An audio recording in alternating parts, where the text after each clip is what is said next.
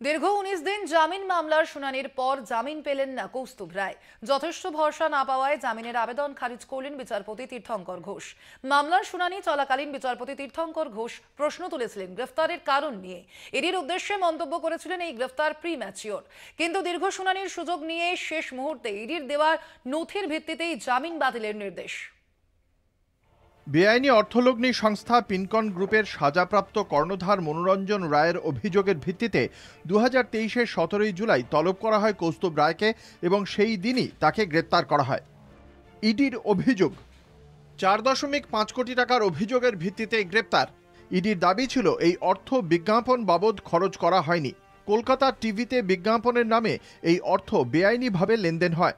বিজ্ঞাপন বাবদ যে বিল জমা পড়েছে সেই বিলগুলির অস্তিত্ব মানতে নারাজ। 2 কোটির ওপরে নগদ লেনদেন, 50 লাখের ডিডির মাধ্যমে তৃতীয় সংস্থাকে পেমেন্ট।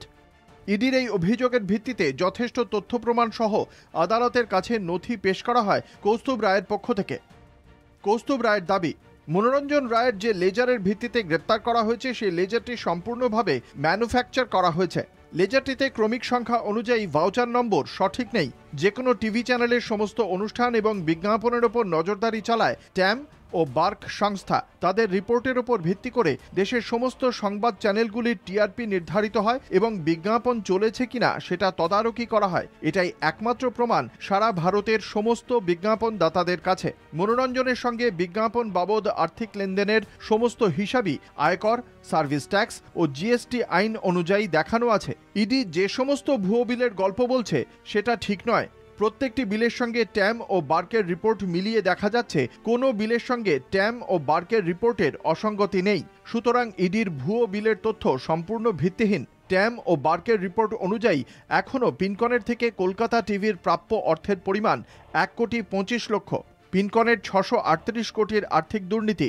বিজ্ঞাপন বাবদ 5 বছরে মাত্র 72 লক্ষ টাকার ক্যাশ লেনদেন হয়েছে, যা মাত্র 0.10%। তাও এই ক্যাশ অর্থ নেওয়া হয় মনোরঞ্জনের দেওয়া চেক বাউন্সের প্রেক্ষিতে। কিন্তু ইডি বারংবার বলে আসছে প্রচুর টাকার লেনদেন।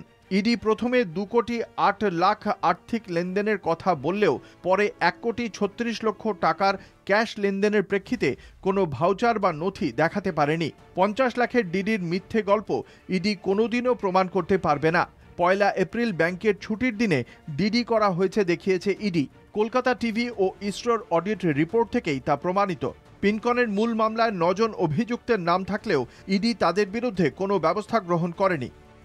মামলা শুনানি চলাকালীন বিচারপতি তীর্থঙ্কর ঘোষ কৌস্তুভ রায়ের গ্রেপ্তারি নিয়ে আইনজীবীকে বহু প্রশ্ন করেন। শুনানিতে ইডিকে বিচারপতির প্রশ্ন, পিএমএলএ আইনে 19-এর 1 ধারা অনুযায়ী কোনো ব্যক্তিকে গ্রেপ্তার করার আগে নথি সম্পর্কে নিশ্চিত হতে হয়। গ্রেপ্তারের কারণও জানাতে হয় তাঁকে। গ্রেপ্তারের সময় আপনারা কি কোনো সম্পত্তি বা অ্যাকাউন্ট সিজ করেছিলেন? শুধুমাত্র একজনের মৌখিক অভিযোগের ভিত্তিতে আপনারা নিশ্চিত হয়ে কিভাবে গ্রেপ্তার করলেন? আমার মনে হচ্ছে এই গ্রেপ্তার প্রিম্যাচিওর। 22 ডিসেম্বর শুনানি পর্যন্ত নির্দিষ্ট কোনো নথি আদালতে পেশ করতে পারেনি ইডি। তখনও তাদের দাবি ছিল 138 কোটির নথি তারা পেশ করতে পারবে বলে মনে করছে। কিন্তু হঠাৎই শেষ মুহূর্তে তারা 638 কোটির মধ্যে 138 কোটির পরিবর্তে 60 কোটির একটি লেনদেনের তথ্য আদালতের কাছে পেশ করে। যদিও কৌস্তুভ রায়ের সঙ্গে সংযুক্ত নির্দিষ্ট নথি আদালতের কাছে পেশ করতে পারেনি ইডি। ধীরাজ দ্বিবেদী, ইডির আইনজীবী বলেন, উনি দীর্ঘদিন ধরে হাসপাতালে অসুস্থ, তাই জিজ্ঞাসাবাদ করা যাচ্ছে না। অসুস্থতার দোহাই দিয়ে উনি জিজ্ঞাসাবাদ এড়াচ্ছেন। ওয়াইজে দস্তুর, কৌস্তুভ রায়ের আইনজীবী বলেন, অন্য মামলায় উনি ইডিকে হাসপাতাল থেকেই সহযোগিতা করছেন। ইতিমধ্যেই ওই মামলায় ইডি তাকে হাসপাতালে গিয়েই 4 বার জিজ্ঞাসাবাদ করেছে। বিচারপতি তীর্থঙ্কর ঘোষ ইডিকে বলেন, আপনারা জিজ্ঞাসাবাদের জন্য হাসপাতালে নিয়মমতো মেল করেছিলেন? ধীরাজ দ্বিবেদী, ইডির আইনজীবী বলেন, না। বিচারপতি তীর্থঙ্কর ঘোষ ইডিকে প্রশ্ন করেন, কেন? ধীরাজ দ্বিবেদী, ইডির আইনজীবী বলেন, হাসপাতালে থাকার জন্য নয়, এই বেআইনি আর্থিক লেনদেন খুঁজে বার করতে অনেক সময় লাগবে। নথি জোগাড় করে উপযুক্ত প্রমাণ সহ তথ্য পেশ করা সময় সাপেক্ষ। সেই তথ্য পাবার পরেই ফের জিজ্ঞাসাবাদের পর্যায় শুরু করা সম্ভব হবে। বিচারপতি ইডির এই আবেদনের ভিত্তিতেই জামিন বাতিল করেন। রায় দিতে গিয়ে আদালতের মন্তব্য, আদালতের পর্যবেক্ষণ, প্রাথমিকভাবে 4.5 কোটি টাকার যে অভিযোগের ভিত্তিতে কৌস্তুভ রায়কে গ্রেপ্তার করা হয়েছে তাতে আদালত মনে করছে সেই অভিযোগের তদন্ত শেষ। এরপর আর এই অভিযোগের তদন্তের প্রয়োজন আছে বলে আদালত মনে করছে না।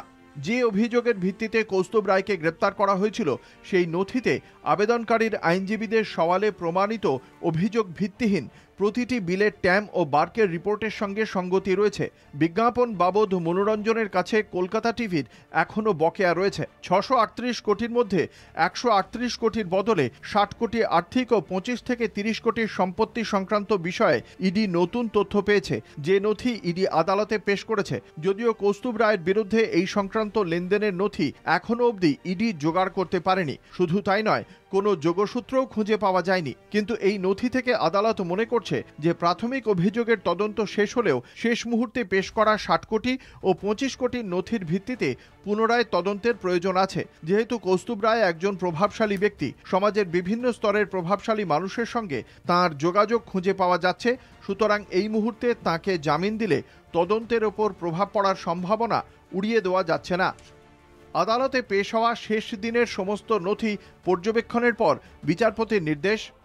যথেষ্ট ভরসা না পাওয়ায় জামিনের আবেদন খারিজ। আইনজ্ঞ মহলের মতে মামলা শুনানি চলাকালীন গ্রেপ্তারের বিষয়ে ইডিকে বিচারপতির প্রশ্ন বা মন্তব্য কোনোটাই তার লিখিত রায়ে প্রতিফলিত হয়নি। কলকাতা টিভি।